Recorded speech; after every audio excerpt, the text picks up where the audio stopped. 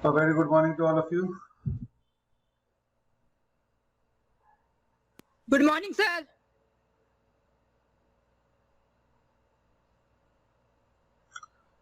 Last class में social change का definition हम लोग देख रहे थे।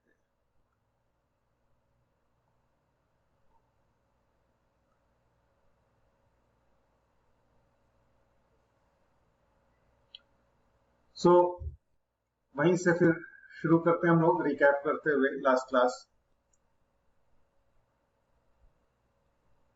अलग अलग विद्वानों ने सामाजिक परिवर्तन का परिभाषा अलग अलग रूप में किया है। मैकावेज उन्होंने अपनी पुस्तक सोसाइटी में सामाजिक परिवर्तन का परिभाषा देते हुए बताया है कि एक समाजशास्त्री होने के नाते हमारा प्रत्यक्ष संबंध सामाजिक संबंधों से है और उसमें आए परिवर्तन को ही हम सामाजिक परिवर्तन कहेंगे। सो मैकावे के अनुसार जो सामाजिक संबंध है ये सोशल रिलेशनशिप्स है, ठीक है। तो सोशल रिलेशनशिप्स में जो चेंजेस आ रहे हैं उन्हें ही हम सामाजिक परिवर्तन करेंगे। तो इसको इस प्रकार से ध्यान रखिएगा। हर विद्वान अपना अलग अलग व्यू उन लोगों ने दिया है।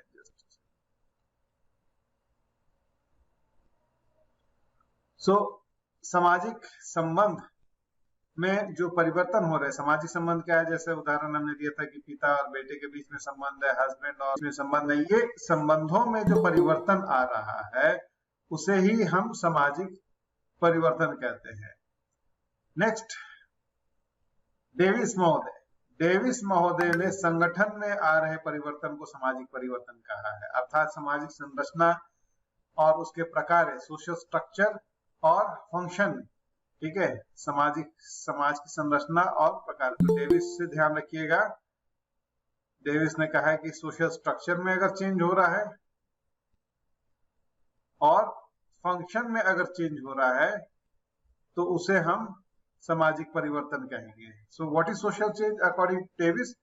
डेविस के अनुसार सामाजिक परिवर्तन है समाज की संरचना और उसके प्रकारों में हो रहे परिवर्तन। ओके, तो दो लोगों का परिभाषा भी हम लोगों ने देखा, मैकाइवर और पेज का और डेविस का, किंग्सले डेविस का। मैकाइवर और पेज कहते हैं कि सोशल रिलेशनशिप्स में जो चेंजेस आ रहे हैं उसे हम सोशल चेंज। हमारा मुख्य फोकस जो होना चाहिए कि सामाजिक संबंधों में किस प्रकार से परिवर्तन हो रहा है उसे ही हम सामाजिक परिवर्तन कहेंगे। सामाजिक संबंध में अगर परिवर्तन हो रहा है तो वो सामाजिक परिवर्तन हुआ, अगर नहीं हो रहा है स्थायिक है, जो कि होता नहीं है। कभी भी कोई भी समाज स्थिर नहीं होता है, परिवर्तन होता ही है। तो अलग अलग विद्वानों ने अलग अलग तरीके से इसको परिभाषित किया है। किसी ने सामाजिक संबंधों को महत्वता दिया है तो किसी ने सामाजिक संबंध से ज्यादा संरचना और उसके प्रकार है, सोशल स्ट्रक्चर और उसके फंक्शन पर महत्व दिया है। Next, HM. जॉनसन ने सामाजिक परिवर्तन को इस शब्दों में कहा है कि सामाजिक परिवर्तन का अर्थ संरचनात्मक परिवर्तन है, मतलब टोटल स्ट्रक्चर जो है वो चेंज हो रहा है। ओके, तो ये डेविस ने भी यही कहा है। जॉनसन की तरह गिडेंस ने भी यही कहा है कि अगर स्ट्रक्चर में चेंज हो रहा है, बुनियादी संस्थाओं में चेंज हो रहा है तो उसे ही हम सामाजिक परिवर्तन कहेंगे। तो I repeat over here, MacIver और पेज वो क्या कह रहे हैं, सामाजिक संबंध में हो रहे परिवर्तन वो हमारी मुख्य रुचि है। किंग्सले डेविस वो क्या कहते हैं, सोशल स्ट्रक्चर, सामाजिक संरचना में हो रहे परिवर्तन और उसके प्रकार है, सोशल फंक्शंस में। जॉनसन क्या कह रहे हैं, सोशल स्ट्रक्चर। गिडेंस क्या कह रहे हैं, एंथनी गिडेंस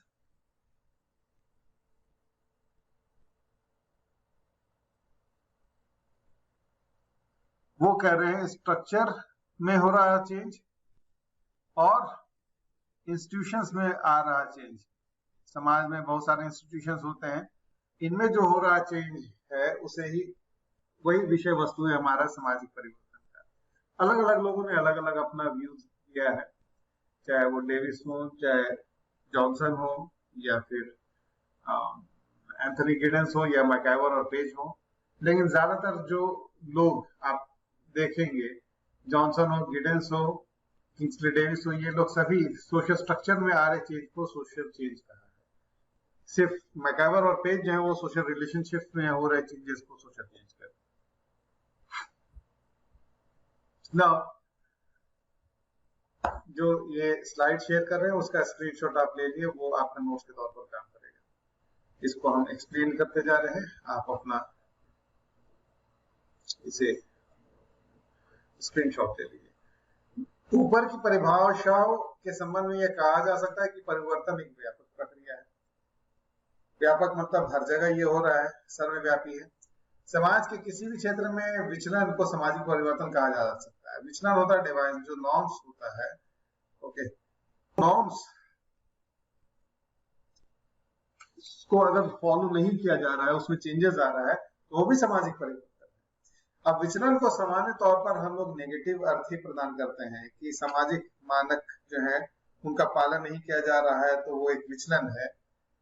जरूरी नहीं है कि विचलन पॉजिटिव नेगेटिव ही हो, पॉजिटिव भी हो सकता है। हम कई ऐसे उदाहरण आपके सामने प्रस्तुत करते हैं। Let me एग्जाम्प्लिफाई।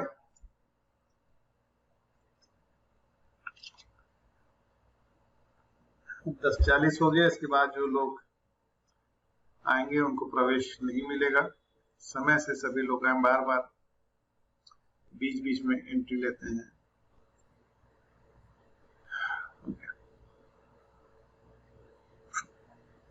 विचलन, तो विचलन क्या हुआ? डिवाइस हम किसे कहते हैं? इंग्लिश में हम डिवाइस कहेंगे, हिंदी में हम इसे विचलन कहेंगे। विचलन जो समाज के मानक है उसको नहीं पालन नहीं करना, वो विचलन कहलाता है, डिवाइड बिहेवियर। जैसे कोई बच्चा अगर बदतमीजी करता है, माँ बाप से झगड़ा करता है, तो वो विचलन हुआ, क्योंकि ये मानक नहीं है कि माँ बाप से बदतमीजी नहीं करनी चाहिए, आदर से पेश आना चाहिए, या माँ बाप या बड़े किसी से भी। तो वो हम सामान्य तौर पर कहते हैं कि ये कैसा विचलन का व्यवहार है, मतलब डिवाइड बिहेवियर है। बच्चा क्लास में अनुशासित नहीं है तो वो विचलन। तो सामान्य तौर पर हमारे जहन में यह बन गया है कि विचलन नेगेटिव होता है, लेकिन विचलन नेगेटिव नहीं होता है। कई दफे सामाजिक मानक का पालन नहीं करने की वजह से सामाजिक परिवर्तन भी आता है। उदाहरण के तौर पर जितने भी हमारे सोसाइटी में चेंजेस आए, इससे पहले आप देखेंगे दैट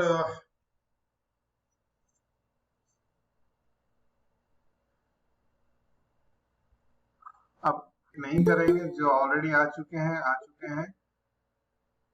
इसके आगे मेरे लिए संभव नहीं होगा, क्योंकि क्लास में बार बार फिर डिस्टरबेंस होता है, हर थोड़ी देर में घंटी बजती है किसी की एंट्री की। सो जो ज्वाइन कर चुके, इसके आगे संभव नहीं है, सॉरी। सो दूसरे प्रकार का विचलन जो पॉजिटिव है, जैसे राजा राम मोहन रॉय, उन्होंने जो हिंदू महिलाओं के अधिकार के लिए, उनके पुनर्विवाह के लिए, सती प्रथा को बैन करने के लिए, पुनर्विवाह के लिए तो ईश्वर चंद्र विद्यासागर उन्होंने लड़ाई लड़ा था, वो भी विचलन ही था। क्योंकि उस समय सती जो है वो समाज के मानकों में से था कि सती होना चाहिए। सोसाइटी के जो नॉर्म्स हैं, जो मानक हैं, मूल्य हैं, वो डिमांड करते थे कि सती होना चाहिए। और राजा राम मोहन राय जब उसके विरुद्ध खड़े हुए तो उनका व्यवहार एक विचलन का व्यवहार था, क्योंकि वो सामाजिक मानकों को नहीं मान रहे थे।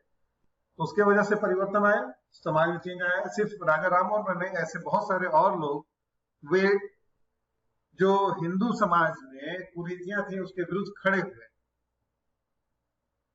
और मुखर हुए कि ये सब चीजें नहीं होनी चाहिए। जैसे विधवा पुनर्विवाह, उस समय का समाज का मानक क्या कहता था कि विधवा, अगर किसी स्त्री के पति का देहांत हो गया तो वो विधवा हो गई और उसे आजीवन श्वेत वस्त्र पहन करके अपना जिंदगी गुजारना पड़ेगा। कई लोग इससे सहमत नहीं थे। वो उस समय का समाज का मानक था, नॉर्म था कि एक हिंदू विधवा को ऐसे ही जीवन व्यतीत करना पड़ेगा। कई लोग इससे सहमत नहीं थे, जिसमें मुखर थे ईश्वर चंद्र विद्यासागर।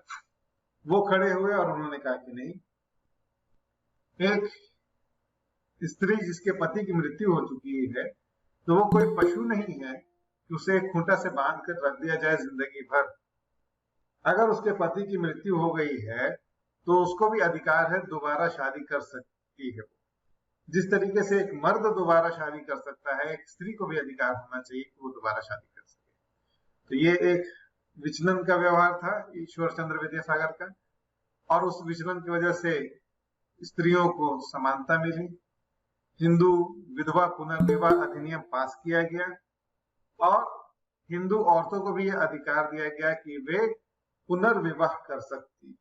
इसके आगे फिर और डिमांड बढ़ा कि चलिए हिंदू विधवाओं को तो अधिकार मिल गया, अब हिंदू विवाहित स्त्रियां जो है, कई दफा होता क्या है कि शादी उनके लिए प्रॉब्लम हो जाता है और वो बंद के रह जाती हैं, उससे बाहर नहीं निकल सकती हैं। तो तलाक का भी प्रावधान होना चाहिए, डाइवोर्स का भी कॉन्सेप्ट होना चाहिए कि अगर एक महिला शोषित हो रही है, उसको सम्मानजनक स्थान नहीं मिल रहा है उस विवाह में, तो उसको यह अधिकार मिलना चाहिए कि वो उसे बाहर निकल ले। मर्द तो उससे ज्यादा शादी कर लेता है, एक पत्नी से नहीं पटा तो दूसरी पत्नी के साथ जीवन व्यतीत कर लेगा, तीसरी पत्नी के साथ मल्टीपल मैरिज वो कर सकता है। लेकिन औरतों को तो ये अधिकार नहीं है, वो एक ही शादी से बंध के रह जाती हैं, दूसरा विवाह नहीं कर सकती हैं। तो उनको ये अधिकार मिलना चाहिए तलाक देने का।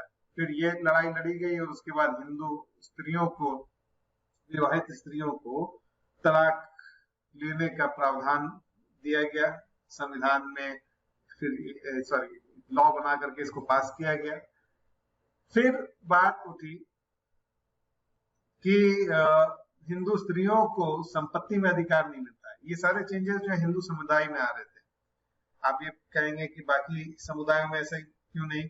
मुस्लिम समुदायों में ये पहले से तलाक का प्रावधान था कि अगर वो विवाह उनके अनुरूप नहीं जा रहा है तो वो तलाक ले सकते। सबसे पहले किसी संगठित धर्म में अगर तलाक का प्रावधान था तो वो इस्लाम में आ चुका था पहले ही से, तो उनको तलाक का प्रावधान था, तलाक दे सकते थे। उनको संपत्ति में अधिकार का प्रावधान था, वो संपत्ति में उनको अधिकार मिल सकता था। हिंदू स्त्रियों के लिए ये बदलाव आ रहा था कि हिंदू स्त्रियों को भी वो अधिकार मिलना चाहिए और संपत्ति में उनको अधिकार मिलना चाहिए। तो उसको लेकर के काफी हंगामा हुआ संपत्ति में अधिकार का। जब आजादी हमें मिली और उस समय जब लोकसभा में चर्चा हो रहा था इस पर, तो कई लोग इसके खिलाफ खड़े हो गए, जिसमें सरदार पटेल थे, राजेंद्र प्रसाद थे। ये लोगों का भी कहना था कि इससे हिंदू समाज जो है टूट जाएगा, कि ये सामाजिक मानकों के विरुद्ध है, हिंदू स्त्रियों को हम कैसे संपत्ति में अधिकार दे सकते हैं। तो उसको लेकर के फिर हंगामा हुआ। B.R. अम्बेडकर ने रिजाइन कर दिया। उन्होंने आरोप लगाया नेहरू जी पर कि नेहरू इस बिल को लाने नहीं दे रहे हैं। अंततः फिर ये भी बिल पास हुआ और हिंदू स्त्रियों को, विवाहित स्त्रियों को, अविवाहित स्त्रियों को भी, सभी को संपत्ति में अधिकार का प्रावधान शामिल किया गया। तो इस तरीके से ये सारा जो एग्जाम्पल हम देख रहे हैं वो क्या है कि ये विचलन का व्यवहार है। मीन्स उस समय का नॉर्म यही था, सती एक नॉर्म था एक समय में। उसके बाद संपत्ति में हिस्सा नहीं देना वो भी एक नॉर्म था, पुनर्विवाह नहीं होना वो भी एक नॉर्म था। ये सारे नॉर्म्स थे, फिर धीरे धीरे करके चेंजेस आए। तो ये सब विचलन के कारण ही आए, ये पॉजिटिव चेंजेस है। अनदर एग्जाम्पल, आज क्लास में बहुत सारी लड़कियां हैं, वो पढ़ रही हैं। आपको मालूम है कि आपको ये पढ़ने का अधिकार कहाँ से मिला? पहले ये अधिकार नहीं था आपके पास। 18वीं शताब्दी में लड़कियों को पढ़ने का अधिकार नहीं था। उस समय एक महिला जिनका नाम था सावित्रीबाई फुले, जो अनपढ़ थी और बचपन में ही उनकी शादी हो गई थी, और उनकी शादी संयोगवश एक समाज सुधारक थे ज्योतिबा फुले, उनके साथ। और ज्योतिबा फुले जो है प्रोग्रेसिव थॉट के थे। उनका मानना था कि लड़कियों को भी पढ़ने का अधिकार होना चाहिए। तो सबसे पहले उन्होंने घर से शुरुआत किया और अपनी पत्नी सावित्रीबाई फुले को उन्होंने पढ़ाया। ABCD से कखा गगा सारा कुछ उन्होंने ही पढ़ाया और पढ़ लिख करके विद्वान उनको बनाया। जब सावित्रीबाई फुले पढ़ लिख गई तो उनके मन में एक ज्वाला से उठा कि हम बाकी लड़कियों को भी पढ़ाएंगे, और इसमें उनका समर्थन दिया उनके पति ने, ज्योतिबा फुले ने। लेकिन संसाधनों का अभाव था, तो उनकी एक सहेली थी फातिमा शेख, उनसे उन्होंने बात किया। फातिमा शेख के पास संपत्ति वगैरह, जमीन वगैरह बहुत है, तो इन दोनों सहेलियों ने मिल करके, ज्योतिबा फुले और फातिमा शेख, इन दोनों ने मिल करके स्कूल खोला लड़कियों के लिए, और लड़कियों को पढ़ाना शुरू किया। जब ये स्कूल जाती थी पढ़ाने के लिए, तो रास्ते में इनको समाज के बाकी लोग जो है ना, वो गोबर फेंकते थे, कीचड़ फेंकते थे, पत्थर फेंकते थे कि ये विचलन का व्यवहार है, ये जो कर रही है वो गलत है, लड़कियों को नहीं पढ़ना चाहिए। तो ज्योतिबा फुले 2 साड़ी लेकर के जाती थी, क्योंकि उन्हें मालूम था जाते समय उनकी साड़ी पर गंदगी फेंका जाएगा, गोबर फेंका जाएगा, गंदा हो जाएगा, तो स्कूल जाकर के वो साड़ी चेंज करती थी, दूसरा साड़ी पहनती थी, और अडिग रही और उन्होंने पढ़ाया। तो इन 2 लोगों ने मिल करके कुल I suppose 18 school total Maharashtra में इन लोगों ने खोला लड़कियों के लिए। ये सिर्फ और सिर्फ लड़कियों को एजुकेशन प्रोवाइड करने के लिए ये स्कूल खोले गए थे। और अगर ये 2 सहेलियां नहीं होती तो संभवतः लड़कियां आज उतनी शिक्षित नहीं होती, टाइम लगता है। लेकिन सामाजिक परिवर्तन आया तो इन लोगों के आंदोलन या इन दोनों के विचलन के व्यवहार से ही आया। तो विचलन पॉजिटिव भी होता है, इसी विचलन से समाज में परिवर्तन भी आता है। विचलन का अर्थ यहाँ पर खराब या असामाजिक नहीं है। सामाजिक, आर्थिक, राजनीतिक, धार्मिक, नैतिक, भौतिक आदि सभी क्षेत्रों में होने वाले किसी भी प्रकार के परिवर्तन को हम सामाजिक परिवर्तन कह सकते हैं। और हो सकता है कि ये परिवर्तन जो हो रहा है वो विचलन के कारण हो रहा है। कोई व्यक्ति, कोई संगठन खड़ा होता है, वो कहता है कि ये गलत है, ये नहीं होना चाहिए, और उसके बाद फिर परिवर्तन आता है। तो सोशल चेंजेस जो भी आ रहे हैं उसमें डिवाइस का भी एक रोल होता है। यह विचलन स्वयं प्रकृति के द्वारा या मानव समाज के द्वारा योजनाबद्ध रूप से हो सकता है, तो प्रकृति के द्वारा भी हो सकता है, या फिर मानव समाज के द्वारा योजनाबद्ध रूप से या प्लान तरीके से भी इसको किया जा सकता है।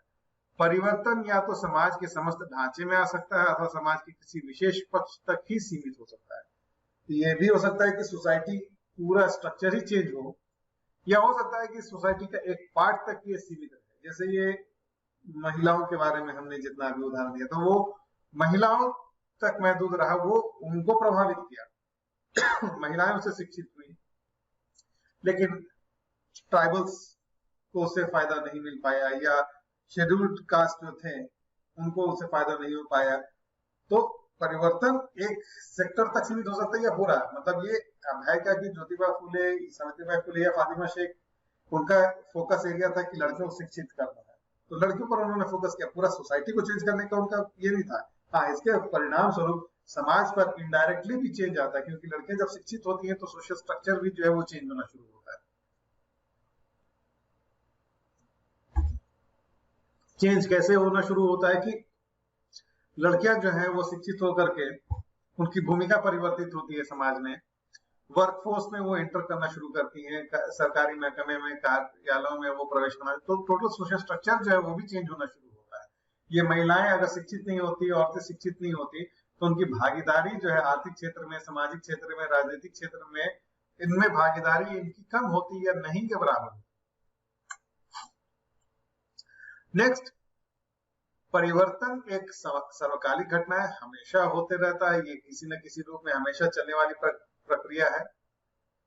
कब होता है, क्यों होता है, कैसे होता है, इस पर समाजशास्त्री अभी तक एक मत नहीं है, क्योंकि यह एक जटिल प्रक्रिया है। इसकी भविष्यवाणी आप नहीं कर सकते हैं कि इस समय पर होगा, तो इसको कंट्रोल कर पाना अगर हो रहा है तो बड़ा मुश्किल है। हाँ, प्लानिंग हम कर सकते हैं कि हम इस तरह का हम सोसाइटल चेंज लाना चाहते हैं, तो उसके लिए हम प्लानिंग कर सकते हैं, और हमारे जो योजनाएं होती हैं वो इसी दिशा में। जैसे न्यू इकोनॉमिक पॉलिसी जब लाया गया, नई आर्थिक नीति, तो इस उद्देश्य से कि इससे आर्थिक संरचना में परिवर्तन होगा। लेकिन क्या केवल आर्थिक संरचना में परिवर्तन हुआ? जब 90 के दशक में नरसिम्हा राव ने एलपीजी लाया, लिबरलाइजेशन, प्राइवेटाइजेशन, ग्लोबलाइजेशन, तो क्या केवल आर्थिक क्षेत्र में उसका प्रभाव आया? प्लानिंग तो यही था कि आर्थिक क्षेत्र में प्रभाव लाया जाए, लेकिन उसका व्यापक प्रभाव जो है आर्थिक क्षेत्र से ज्यादा सामाजिक क्षेत्र पर पड़ा। सोसाइटी जो है वो चेंज होना शुरू हुआ। जब मल्टीनेशनल कॉर्पोरेशंस वगैरह भारत आना शुरू हुए, भारत की अर्थव्यवस्था खुलनी शुरू हुई, भारत जो है बाहर के बाजारों से जुड़ना शुरू हुआ, तो केवल आर्थिक क्षेत्र में ही परिवर्तन नहीं आया, सामाजिक क्षेत्र में भी परिवर्तन आना शुरू हुआ, और वो बड़ा परिवर्तन आया। उसके पहले का समाज और उसके बाद का समाज में बहुत व्यापक परिवर्तन हुआ। तो ये एक्सपेक्टेड नहीं था, क्योंकि जो चेंजेस हम ला रहे थे, प्लान चेंजेस, वो इकोनॉमिक स्फीयर, लेकिन इकोनॉमिक स्फीयर के साथ साथ वो सोशल स्फीयर में भी वो चेंजेस आना शुरू हुआ। जितना हम जुड़ते चले गए, जितना ग्लोबलाइज होता चला गया वर्ल्ड, आज जो ये परिवर्तित समाज हमें दिख रहा है, वो ग्लोबलाइजेशन का ही परिणाम है। ग्लोबलाइजेशन कहिए या भूमंडलीकरण कहें, उसे हिंदी में भूमंडलीकरण कहेंगे, तो उन्हीं का परिणाम है ये। अब इसके कुछ विशिष्टताओं पर हम लोग नजर डालते हैं, सामाजिक परिवर्तन की कुछ विशिष्टताएं क्या क्या हैं। सामाजिक परिवर्तन एक विश्वव्यापी प्रक्रिया है, यूनिवर्सल प्रोसेस है। नोट कर लीजिए या स्क्रीनशॉट ले लीजिए। एक यूनिवर्सल प्रोसेस है, अर्थात दुनिया के हर समाज में कुछ न कुछ मात्रा में कमोबेश जो है परिवर्तन होता रहता है। दुनिया में कोई भी ऐसा समाज नहीं होगा जो कि स्थिर हो, अभी वो चेंज नहीं हो रहा हो, वो स्टैग्नेंट है।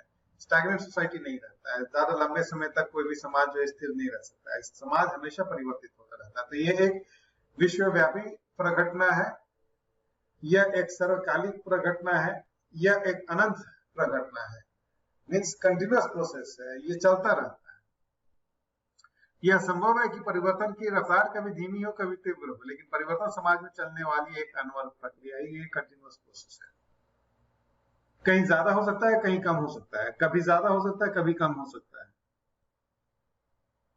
लेकिन change is a universal process, it is a continuous process, ये होता रहेगा। दूसरा, सामुदायिक परिवर्तन ही वस्तुतः सामाजिक परिवर्तन है। जब हम सामाजिक परिवर्तन की बात कर रहे हैं तो व्यक्ति की बात नहीं कर रहे हैं, हम पूरे समूह समाज की बात कर रहे हैं। अगर किसी एक व्यक्ति के विचारों में, रहन सहन, खान पान, तौर तरीकों में परिवर्तन आए तो वो सामाजिक परिवर्तन नहीं है। जब व्यापक पैमाने में समाज के प्रत्येक सदस्य में उसके आचार विचार, व्यवहार, खान पान, रहन सहन में अगर परिवर्तन आ रहा है तो उसे हम सामाजिक परिवर्तन कहते हैं। अर्थात परिवर्तन सामाजिक स्तर पर जब हो रहा होगा तब वो सामाजिक परिवर्तन कहलाएगा, मतलब सभी, पूरा का पूरा समाज जो है वो उससे अफेक्टेड हो। तीसरा, सामाजिक परिवर्तन के विविध स्वरूप होते हैं, अलग अलग तरीके से हो सकता है, लीनियर हो सकता है, साइक्लिकल हो सकता है, कई तरह के परिवर्तन हो सकता है।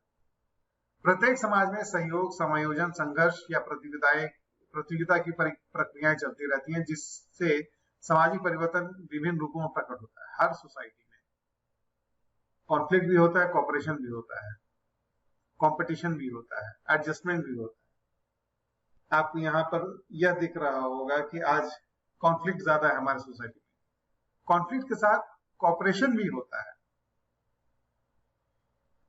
कंपटीशन भी होता है, एडजस्टमेंट भी होता है, ये हर समाज में होता रहता है। कभी कॉन्फ्लिक्ट ज्यादा होगा तो कभी एडजस्टमेंट ज्यादा होगा, कॉन्फ्लिक्ट के बाद ही एडजस्टमेंट ज्यादा होता है। जब ज्यादा कॉन्फ्लिक्ट हो जाता है तब लोगों को एहसास होता है कि नहीं भाई, इतने कॉन्फ्लिक्ट में हम लंबे समय तक नहीं रह सकते हैं, तो फिर वो एडजस्ट करना शुरू करते हैं। कॉन्फ्लिक्ट होगा, एडजस्टमेंट होगा, कंपटीशन होगा, और इन्हीं के परिणाम स्वरूप इसी कॉन्फ्लिक्ट के चलते, इसी एडजस्टमेंट के चलते, इसी कंपटीशन के चलते, इसी कॉपरेशन के चलते सोसाइटी में चेंजेस भी आने शुरू होते हैं। सोसाइटल चेंज यूनिलिनियर हो सकता है, एक रेखीय हो सकता है, मतलब एक दिशा में परिवर्तन हो रहा है, तो कभी बहुरेखीय हो सकता है, बहुत दिशाओं में परिवर्तन हो रहा है, मल्टीलिनियर हो सकता है। फिर सोसाइटल चेंज जरूरी नहीं है कि पॉजिटिव ही हो, नेगेटिव भी हो सकता है। पॉजिटिव होगा तो वो कल्याणकारी हो जाएगा, नेगेटिव भी हो सकता है। जैसे परिवर्तन हुआ, विधवा पुनर्विवाह, शिक्षा, महिला शिक्षा, ये सब पॉजिटिव था। अभी चेंज हो रहा है, एलजीबीटी राइट्स पर जैसे चेंजेस हो रहे हैं कि एलजीबीटी आप लोग समझते हैं,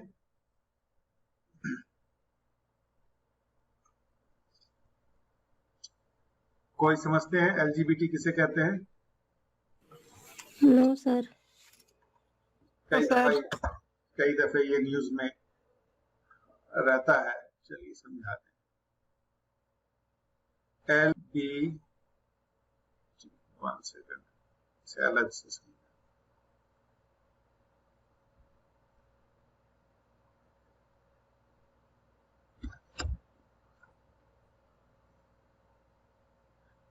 एल से हुआ लेस्बियन,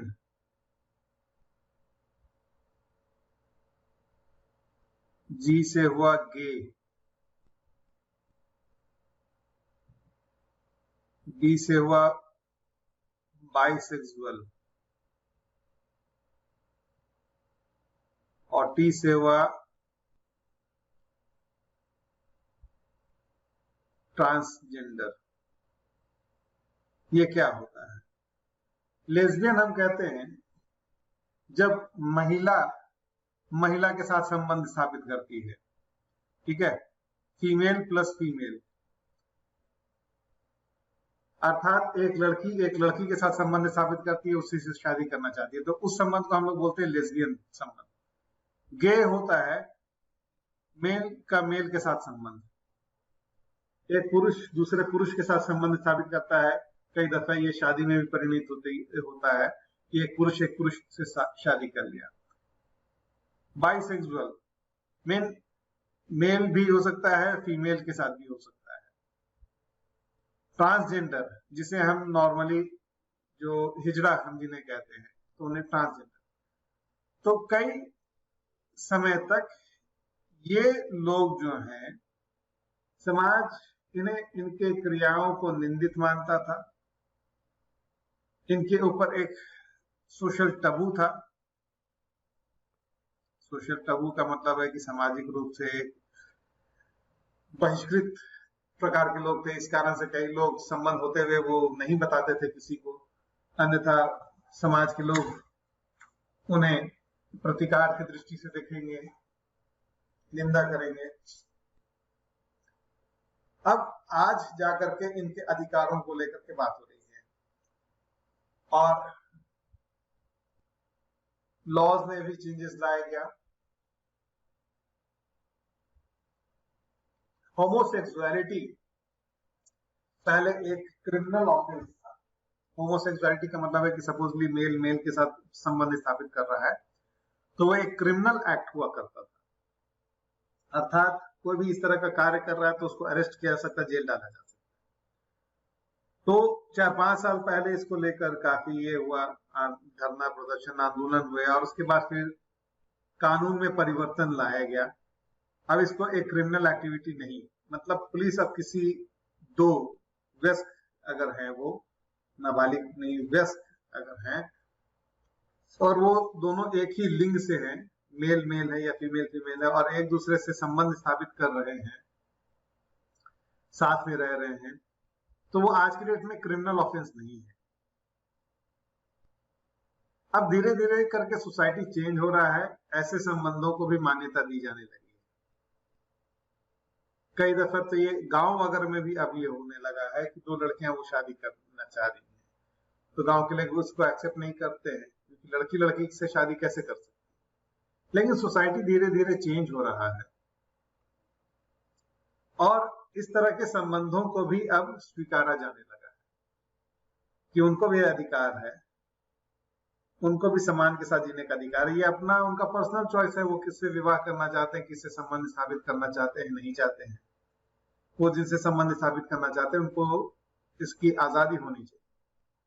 अभी हम उस फेज में हैं जहां पर ये आजादी अब दे दी गई है, ये अब किसी भी प्रकार से अपराध नहीं है। लेकिन यह कहना अभी जल्दबाजी हुआ कि ये परिवर्तन जो हो रहा है वो कल्याणकारी है या समस्या मूलक है। आने वाला समय बताएगा कि ये कल्याणकारी है या समस्या मूलक है।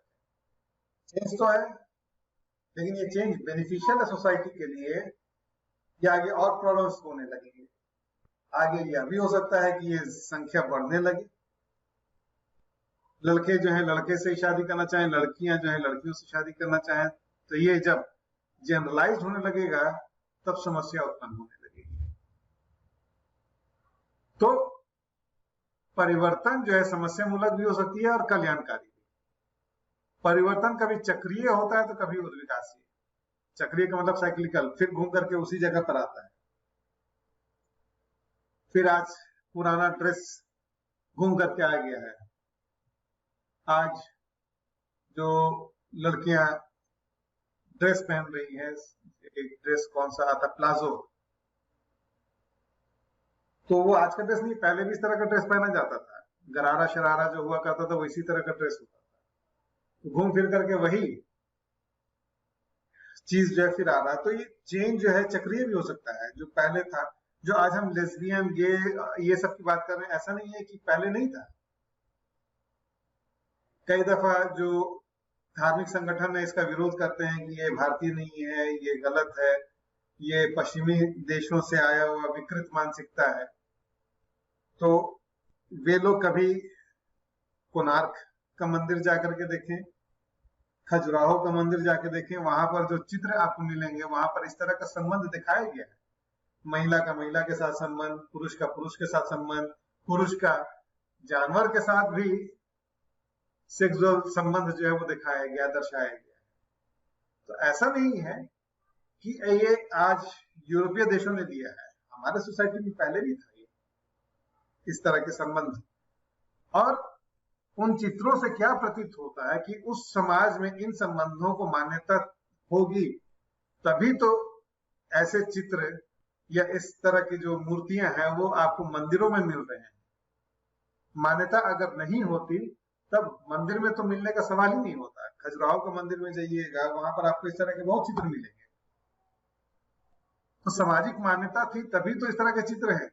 महिला महिला संबंध को सामाजिक मान्यता थी, पुरुष पुरुष संबंध को सामाजिक मान्यता थी, पुरुष का जानवर के साथ लैंगिक संबंध को सामाजिक मान्यता थी, तभी वो मंदिर की दीवारों में वो चित्र मिलते हैं। ये नया नहीं है या ये विकृत नहीं है जो कि पश्चिमी देशों से आया है, हमारे सोसाइटी में भी पहले था ये। तो ये चक्रीय परिवर्तन है, वही पुराना सिस्टम जो है फिर आता है। आने वाले समय में हो सकता है कि लोग ज्यादा धार्मिक होने लगे और यज्ञ वगैरह का सिस्टम फिर से शुरू होना शुरू भी हो गया है। तो वो भी साइक्लिकल चेंज है कि पहले पुरानी व्यवस्था, पुराना जो चीज हो रहा था उसको फिर वापस आ रहा है। तो उस तरह के परिवर्तन को हम लोग कहते हैं चक्रीय। तो कभी कभी ये नेक्स्ट इसके अलावा, चक्रीय के अलावा है क्या कि उद्विकासी परिवर्तन भी हो सकता है। उद्विकासी मतलब वन डायरेक्शन में उद्विकास होता जाएगा, इवोल्यूशन होगा। कई दफे ये सोशल चेंज है वो क्रांतिकारी भी होता है। रिवॉल्यूशन जो है वो भी एक सोशल चेंज है, क्रांतिकारी तरीके से परिवर्तन हुआ। हो सकता है ये क्रांतिकारी तरीका जो परिवर्तन आ रहा है वो खून खराबा भी हो सकता है उसमें, जैसे फ्रांसीसी क्रांति हुआ, अमेरिकी क्रांति हुआ, और उसके बाद फिर वहां का सोसाइटी चेंज हुआ। फिर इसके अलावा एक और विशिष्टता क्या है कि परिवर्तन कभी अवधि के लिए, कम समय के लिए हो सकता है, तो कभी लंबे समय के लिए हो सकता है, दोनों हो सकता है। वो डिपेंड करता है कि वो परिवर्तन को जहां से ऊर्जा मिल रही है वो कितना मजबूत है। अगर लंबे समय तक चल रहा है तो मतलब वो परिवर्तन का जो स्रोत है वो काफी मजबूत है। जैसे जितने भी ये परिवर्तन जो है, जो हमने उदाहरण दिया है कि महिला शिक्षा, विधवा पुनर्विवाह, ये सब, तो वो लंबे समय तक चला। अचानक से ऐसा नहीं है कि कुछ लोगों ने डिमांड किया और उनको सोसाइटी ने एक्सेप्ट कर लिया और सोसाइटी में चेंज आने लगा। अभी भी वर्तमान में जो महिलाओं के हक की बात होती है, उनको अधिकार देने की बात होती है, तो ये तो लंबे समय से चला आ रहा है, दीर्घकालिक है। कई दफा परिवर्तन जल्दी भी होता है, जैसे तकनीकी परिवर्तन जो आ रहा है, टेक्नोलॉजी के कारण जो परिवर्तन आ रहा है वो अल्पावधि जल्दी चेंज आता है, टाइम ज्यादा नहीं लगता उससे चेंज आने में। सामाजिक परिवर्तन की गति असमान तथा सापेक्षिक होती है। नेक्स्ट पॉइंट, एक जैसा इसका स्पीड नहीं रहेगा, कभी ज्यादा होगा कभी कम होगा, असमान होगी और सापेक्षिक होगा। सापेक्षिक का मतलब कि पहले का सोसाइटी कैसा था उसी के कंपैरिजन में वो चेंजेस होंगे, रिलेटिव चेंजेस होता है। समाज की विभिन्न इकाइयों के बीच परिवर्तन की गति समान नहीं होती। सोसाइटी के बहुत सारे इंस्टीट्यूशंस, उन सभी इंस्टीट्यूशंस के बीच में जो सोशल चेंज का स्पीड होगा वो सिमिलर नहीं होगा, अलग अलग हो सकता है। So these are few characteristics और स्पेशलिटी ऑफ सोसाइटल चेंज। आज का क्लास हम लोग यहीं पर स्टॉप करेंगे, अगले क्लास में फिर इसको हम लोग कंटिन्यू करेंगे इस टॉपिक को आगे। आज के क्लास में किसी को कुछ सवाल है, कुछ पूछना चाहते हैं तो उसे पूछ लीजिए।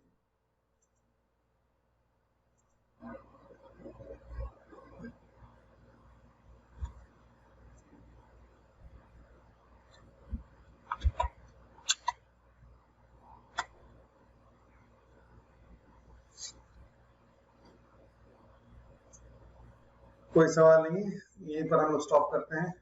कल के नेक्स्ट क्लास हम लोग का फिर सैटरडे को होगा। एक क्लास बीच करके आप लोग क्लास हो रहा है, अगला क्लास सैटरडे को होगा। Thank you and have a nice day.